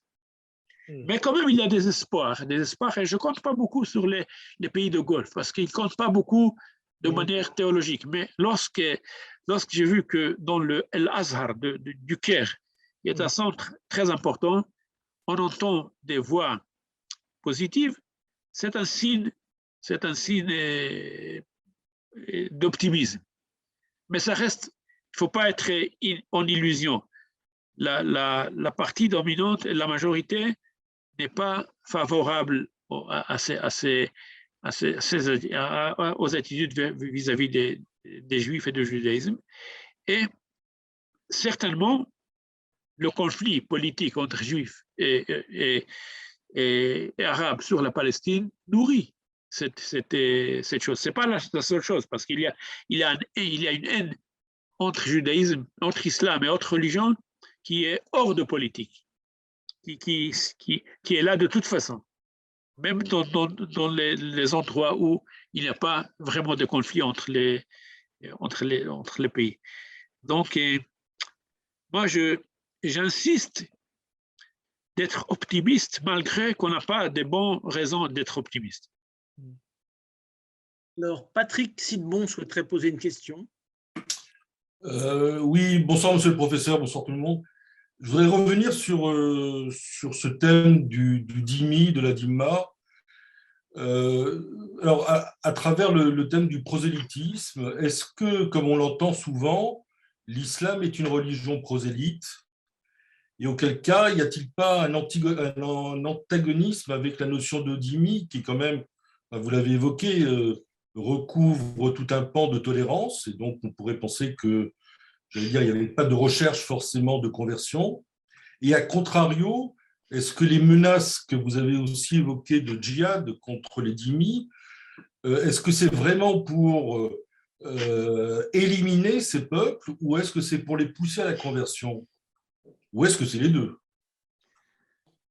Et d'abord, commencer par la première partie de votre question. L'islam est une religion de prosélytisme, définitivement. Et l'islam, dans ce cas-là, vous savez, quand j'enseigne l'islam, toujours je le compare avec le judaïsme d'un côté et le christianisme. Dans quelques aspects, il est plus proche du judaïsme, de quelques aspects, il est plus proche du christianisme. Dans cet aspect, il est tout à fait proche au christianisme, c'est-à-dire que c'est une religion de ce qu'on appelle da'wa. Da'wa, c'est exactement la mission, appeler tout le monde vers l'islam. Donc, il faut faire tout effort. On voit que l'islam fait un énorme... Regardez dans le YouTube, vous trouvez des dizaines, des milliers d'histoires, des conversions, des célèbres. Rien qu'hier, j'ai vu 2 ou 3. Moi, j'aime beaucoup voir ces histoires pour voir comment l'islam se présente. Donc, il y a des grands acteurs, des grands professeurs, des célèbres de tout le monde qui a découvert l'islam, qui a pris l'arabe. Hier, j'ai vu une actrice américaine qui a appris l'arabe impeccablement et qui, non seulement qui s'est convertie, mais qui vous chante le Coran de manière vraiment impeccable. Donc, l'islam fait un effort énorme par la traduction du Coran, des traductions de livres. Il y a des milliers de sites Internet qui aident à le faire, définitivement prosélyte. Mais je pense pas que, sauf quelques exceptions dans l'histoire, j'ai donné l'exemple des Almohades en Afrique du Nord et en Espagne, et aussi on peut donner quelques cas dans l'islam chiite en Iran. Dans l'histoire du 18e siècle, la conversion est forcée des Juifs et de la ville de Mashhad, conversion de Mashhad bien connue, beaucoup de familles qui ont été forcées à convertir. Sauf quelques exceptions, l'islam n'a pas forcé, parler de manière générale, n'a pas forcé la conversion à l'islam. Il a appelé la conversion à l'islam, mais c'est quelque chose qui est dans les systèmes islamiques, puisque dès que vous montrez un intérêt dans l'islam, ou même une curiosité, c'est immédiatement interprété avec le besoin du musulman d'essayer de vous convertir vers l'islam. Ça m'est arrivé personnellement quelquefois. J'étais à Fès et j'ai commencé à discuter avec un cheikh et on a parlé, on entrait dans le Coran, dans le hadith. Il ne croyait pas que je n'étais pas un musulman. J'ai dit non, je suis né au Maroc, arrivé en Israël à l'âge de quelques mois. Je m'intéresse beaucoup à l'islam, j'enseigne l'islam, mais je suis un juif, j'aurais dit même un juif, fier juif, de son judaïsme, de son judéité. Il me dit en arabe, khsara alik, dommage pour toi. Dommage pour toi. Connaître l'islam. Il me dit comme ça, connaître l'islam d'une telle manière, comme vous connaissez, et rester comme un juif, dommage. Alors ça, c'est quelque chose qui m'est arrivé. C'est quelque chose qui m'est arrivé en Israël avec des Palestiniens musulmans, quelquefois, et en dehors d'Israël, spécialement au Maroc, dans mes visites, aussi quelquefois. C'est-à-dire qu'il y a cette tendance, quand on l'entend souvent, il y a aussi cette attitude polémique dans l'éducation islamique. Quand vous parlez, d'un côté, un musulman peut vous parler des proximités entre judaïsme et l'islam, voilà, nous croyons comme vous, c'est écrit chez nous dans le Coran comme vous, etc. Mais dès qu'il est un point de divergence, comme ce que j'ai essayé de montrer dans ces conférences, est évoqué, il vous dit, voilà, il y a cette différence parce qu'il y a la falsification, parce que les Juifs ont falsifié le corps. Donc, la théologie, c'est quelque chose vécu, ce n'est pas quelque chose théorique dans l'islam. Donc, pour résumer, la tendance avec la conversion, la tendance missionnaire dans l'islam est forte, est un très, très forte. Mais je pense que pour être honnête vis-à-vis de l'islam, dans la grande partie de l'histoire de l'islam, et l'islam n'a pas forcé cette conversion. Il y a quelques cas que oui, en Yémen, dans une certaine époque de médiévale, Maïmonide nous parle de ça dans son lettre épître sur la conversion. Dans le cas des Almohades en Afrique du Nord, dans le cas des Juifs de Mashhad en Iran, il y a quelques cas, mais parlons en général de toute cette histoire, et c'est quand même, ça reste minoritaire, ça reste peu de cas, et dans la grande partie, l'islam montre une attitude d'ouverture, et je pense. Et je dis toujours, pour être honnête, je dis toujours aux gens qui viennent écouter mes conférences, je dis, il ne faut pas oublier quand même l'histoire telle qu'il s'est passé, que quand il y avait cet événement catastrophique dans l'histoire du peuple d'Israël, peut-être la plus catastrophique avant la Shoah, c'était l'expulsion de l'Espagne. Alors, il faut quand même se rappeler que les deux centres, et les deux pays qui ont ouvert vis-à-vis des Juifs, n'empêche s'il y avait aussi une motivation, des intérêts économiques, etc. Mais prenons ça en considération, c'était l'Empire ottoman musulman et l'Afrique du Nord musulmane qui ont ouvert. Ça, il ne faut pas méconnaître. Ça, il faut, et si nous avons une conscience historique, il faut rappeler aussi ces faits. Oui, Anne. Bonsoir Meir. Alors Bonsoir. justement, ce que vous venez de dire, c'est le contraire, c'est à contrario et je trouve ça vraiment formidable. C'est comme en ce moment quand on parle des Américains et qu'on se permet de ne pas oublier ce qu'ils ont fait pour venir à notre aide.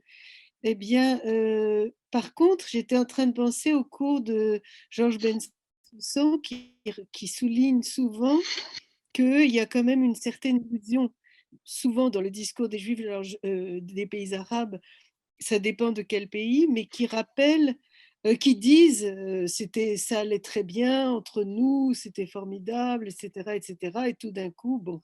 Et en fait, il dit que non, il y avait la dimitude. C'était pas du tout comme ça en fait. Alors je voulais vous vous interroger à ce sujet un peu. Et vous savez, Georges Bensoussan, c'est un grand savant. J'ai beaucoup de respect à ce qu'il écrit. Commençons par cela, je viens de l'entendre ici, il était à Jérusalem il y a quelques mois et je suis allé entendre une conférence qu'il a fait en entourage de son livre dernier. Et il a une connaissance énorme des choses, spécialement et en ce qui concerne l'époque 19e, 20e siècle.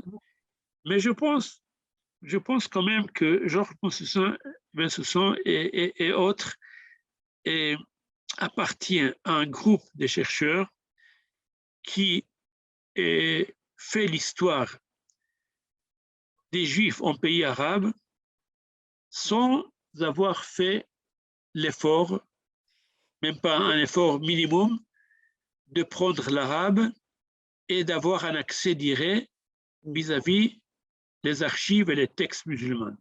Et lorsqu'ils décrivent les choses, c'est une description, à mon avis, qui manque quelque chose. C'est-à-dire c'est une description impeccable du point de vue de connaissance des sources européennes, mais à mon avis, c'est nécessaire pour faire l'histoire des Juifs en pays d'Arabes, c'est nécessaire d'avoir accès à toutes sortes de sources, c'est-à-dire avoir accès aux sources musulmanes pour voir comment les choses sont présentées de leur côté, et avoir accès aux sources juives et avoir accès aux sources européennes. Et souvent, avec quelques chercheurs, il manque cette perspective. Alors, je pense qu'il sa capacité d'analyser les choses, je suis tout à fait d'accord avec lui qu'il y avait la dimitude existait toujours, sauf que il faut pas oublier que, et je l'ai dit dans ma conférence, que malgré la dimitude théorique qui existait toujours dans le background, dans l'arrière-plan, il y avait toujours des Juifs qui ont mérité un statut de non-dhimmi. Et c'est pas c'est arrivé plusieurs fois dans beaucoup de circonstances. Par exemple, si on prend ce groupe de Tudjar Sultan, comment on dit, les Sohara Melech, comment se dit en français, Tudjar Sultan, les Sohara Melech, Jean-François, comment on dit, Soharim, les commerçants du roi. Oui, les commerçants du roi, exactement. Les commerçants du roi, c'était une élite qui a dominé non seulement Mogador, mais tous les villes de la côte du Maroc, de la côte saharienne, qui avait un rôle très important dans les relations du Maroc avec le Portugal, avec l'Angleterre, etc. Et est-ce on ne les compte pas, ils ne vivaient pas la dimitude. Et non seulement, mais aussi le Al-Sharisi que je viens de mentionner, il donne des cas, il est très fâché contre ces cas, mais il donne des cas des Juifs respectueux, importants dans des villes différentes qui jouissaient qui avaient ce statut hors de dimitude. Donc la dimitude existe toujours, mais il faut toujours la compter avec d'autres possibilités qu'il faut voir aussi pour avoir un jugement. Je peux dire aussi que même ça reste, après tout, ça reste quand même une question de point de vue. Où on se pose, où on se met vis-à-vis des sources. Parce que je connais d'autres chercheurs qui connaissent l'arabe, qui connaissent l'hébreu, qui connaissent le français, qui connaissent toutes les sources, qui ont accès à toutes les sources. Je vous donne un exemple. Un grand savant, à mon avis, dans ce domaine, c'est Paul Fenton. Paul Fenton, il connaît tout. Il connaît les sources arabes, connaissait son nom. Il connaît tout ce qu'il faut pour faire une histoire nette et honnête, mais quand même, il a une attitude qui est semblable à celle de Georges Bensoussan. Ça reste, après tout, où on veut mettre l'accent. L'histoire est toujours subjective. J'aurais bien voulu donner la parole aussi à Jean-Pierre Kaufmann, qui lève la main depuis un petit bout de temps. Jean-Pierre, c'est à vous. Oui, bonsoir, merci pour cet enseignement. Je voulais savoir si on pouvait avoir une idée dans le temps de l'évolution. Est-ce qu'il y a eu une évolution? Est-ce qu'on peut avoir Je comprends très bien que tout est en gris, chaque période, chaque endroit, c'est un cas particulier. Mais est-ce qu'on peut avoir l'impression qu'il y a… Parce que les textes que vous citez sont quand même très anciens. Ça peut se rapporter des textes qui datent de l'époque de l'Inquisition en Europe. Le statut des Juifs en Europe a évolué. Est-ce qu'en général, on pourrait dire qu'il y a une évolution dans les pays arabes? Est-ce qu'il y a eu quand même une évolution de ce statut dans la pratique, dans les faits? Alors je vous dis, avec l'islam, c'est quelque chose qu'il faut prendre en considération. L'islam vit ces textes classiques. Ils sont dans le cycle de comment on dit, je pensais être fatigué, donc le français ne sort pas. Il continue à appliquer les textes. Oui, appliquer le texte de manière… Orthodoxe. Oui, tout à fait. Quand je lis des savants de nos jours, pas de 20e, pas de 11e, de nos jours qui traitent de ce sujet, et je cite quelques-uns dans mon livre, un savant musulman palestinien de la grande famille très connue, Tamimi, qu'on raconte que c'était des juifs convertis qui sont installés au début de l'islam à la région de Hebron. Je ne sais pas si c'est une histoire ou une légende, mais de toute façon, ce cheikh savant qui est mort entre-temps, qui a passé plusieurs années dans les prisons israéliennes, lorsqu'il parle de la démitude, il dit, voilà, vous pouvez rester ici, vous, juifs, pouvez rester ici, mais en seule condition d'être sous la domination de l'islam. Et puis, il vous cite le Coran, le Hadith, les livres qui traitent. Et dans toute l'époque, on revient à ce texte-là. Il faut connaître l'islam pour voir quel est le rôle aussi tellement majeur que les textes clés de l'islam, c'est-à-dire le Coran et le Hadith, jouent dans la conscience religieuse, politique, sociale des musulmans. Il vous cite les textes qu'on venait de goûter un peu dans cette conférence comme une partie intégrante de sa pensée. Ça ne veut pas dire qu'il n'y avait pas d'autres qui ont pensé autrement. Par exemple, si on pense à la tanzimat, les lois qui ont été décidées, qui ont été prises au 19e siècle, fin du 19e siècle, à l'Empire ottoman. Donc, cette tanzimat, bien avant Atatürk, bien avant la Turquie moderne, c'est une attitude, même avant la colonisation européenne de l'Empire ottoman, qui ont dit, voilà, basta, ça suffit avec ces textes anciens, il faut regarder les Juifs comme citoyens, comme tous les autres, et les tanzimat étaient des règlements avec beaucoup plus d'ouverture vers aussi les minorités sous domination de l'islam, et ça commençait à ouvrir la porte vers une nouvelle attitude qui s'est développée davantage à l'époque Atatürk, mais ça reste quand même exceptionnel. La Turquie, aussi en Iran, à l'époque de Shah, il y avait quelques démarches vers une autre attitude, mais à ce moment-là, on revient plus. C'est beaucoup plus dominant dans le pays de l'islam de revenir vers les sources anciennes. Mais quand même, il faut savoir que la démitude, dans la grande partie des pays musulmans, n'est pas utilisée. Sauf l'Iran, l'Iran est tout particulièrement l'Iran, dans d'autres pays, au Maroc, en Algérie, dans d'autres pays, il y a le langage de la démitude. Il faut revenir à l'époque démitude, mais en réalité, grâce au fait qu'il y avait, durant une période assez longue, il y avait une colonisation européenne, française et autres, italienne en Libye, on a oublié cette démitude. On ne parle pas.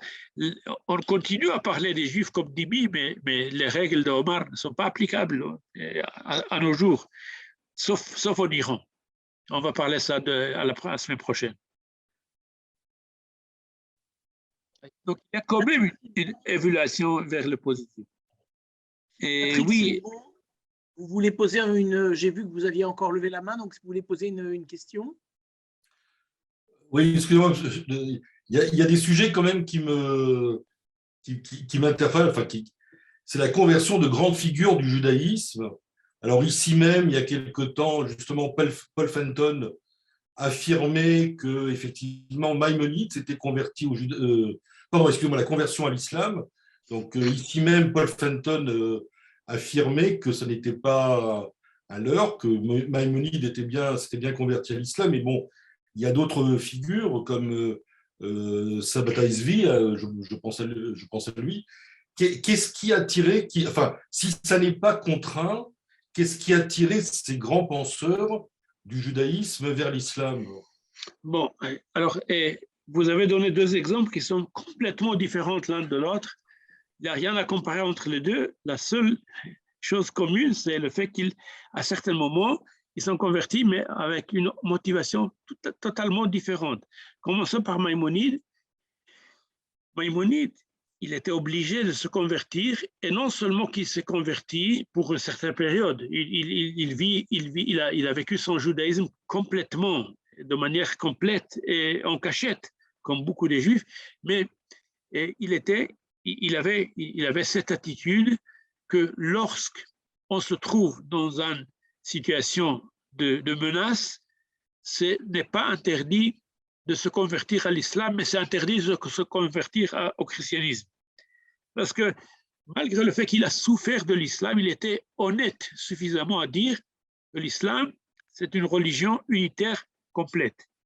Il dit dans sa lettre à Ovadia, le prosélyte, c'est un juif converti, c'est un musulman converti à l'islam, il écrit une phrase inoubliable. Il dit Ve'elu ha'ishmaeli. Moi, je connais par cœur le texte qui est écrit en hébreu parce que la majorité des écrits des Maïmonides sont en arabe. Mais cette lettre est en hébreu. Il dit Ve'elu ha'ishmaelim miyahadim la'el yichud she'en bo dofi. Et ces Ismaéliens, c'est-à-dire les musulmans, ils unifient Dieu de manière impeccable. De manière impeccable. Ve'ta'utam ve'tipshutam edvarim acherim. Et leur erreur et leur stupidité se trouvent dans d'autres domaines que je ne veux pas mentionner à peur de souffrir, etc. C'est comme ça qu'il est dit dans Igeret et l'Ovadia Aguer, la lettre à Ovadia Aguer, c'est comme ça qu'il dit. Et donc, il pensait que l'islam, si on se trouve dans une menace qui vient de la part de l'islam, dans ce cas-là, c'était les Almohades. Comme je dis, ils n'ont pas toléré la possibilité de vivre sous leur domination avec la dimitude. La dimitude, je donné ça comme exemple, c'est la dimitude est exclue. Et chez les Almohades, exceptionnels, donc non seulement qui s'est permis à lui-même, à sa famille de se convertir, mais il a dit, quand il a écrit cette lettre épître de la conversion, il a attaqué un savant, ou quelqu'un qu'il décrit comme soi-disant savant, comme ça qu'il dit, yéménite, qui a interdit aux Juifs de se convertir. Il a dit il vaut mieux être assassiné, n'est pas. Il dit non, vous avez tort de le faire. Il faut convertir et espérer et prier que cette période difficile passera et nous reviendrons vers l'islam. Et nous savons bien que Maïmonide, lorsqu'il est arrivé, justement, il voulait se fuir d'Espagne, arriver en Égypte, d'abord en Eretz Israël, il a passé par Tibériade, par Akko, et il est revenu finalement en Égypte. Là-bas, il était demandé d'être le docteur du gouverneur Ayoubide. À ce moment-là, quand il est arrivé en Égypte, il est un arabe, et nous avons un document qui le dit. Je connais ce monsieur, je l'ai vu, c'est un musulman, je l'ai connu comme musulman. Pourquoi il se prétend être juif maintenant? Et donc, en se basant sur une loi islamique qui dit, une fois qu'on s'est converti à l'islam, c'est interdit de revenir à la religion originelle, et si on le fait, on doit être tué. Il est allé vers le gouverneur n'était pas impressionné parce qu'il vu qu'il avait besoin énormément de Maïmonide, non seulement qu'il était son docteur spécial, mais aussi il l'a nommé comme le Raïs el-Yahoud, le guide de la communauté juive de l'Égypte. Donc, et puis on sait que lorsque ce moment de menace est passé, il est revenu vers le judaïsme. Donc, c'était pas par amour ou par affection vers l'islam et qu'il a fait ça, mais il a dit comme si on doit convertir et la Shoah et l'islam ou le christianisme, certainement vers l'islam. Shabtai Tzvi, c'est complètement autre chose. Lui, il s'est converti parce qu'on lui a donné la chance entre la mort et l'islam. il a créé toute une théologie pour justifier la conversion. Il a dit qu'un juif, c'est comme ça qu'il a construit sa théologie, il a dit le passage par l'islam est obligatoire. Parce que quelquefois, pour arriver au but principal qui est amener la Géoula, la rédemption, quelquefois on doit descendre vers les clipotes, on peut dire vers les ordures, vers les choses les plus... Les écorces, vers les choses les plus insupportables, les plus impures, afin de sauver les parties de lumière qui se trouvent en se basant sur la théologie de la Kabbale de Harizal, de Hari. Et comme ça, il a donné une justification à la conversion en disant que le passage par l'islam est nécessaire. Donc, c'est une motivation tout à fait différente, mais ils ont en commun quand même une certaine période dans leur vie qu'ils étaient musulmans pour certaines périodes. Et Shabtai Tzvi est mort musulman. Il est mort musulman et il avait même un nom musulman. Mohamed Aziz Effendi, Mehmet Aziz Effendi.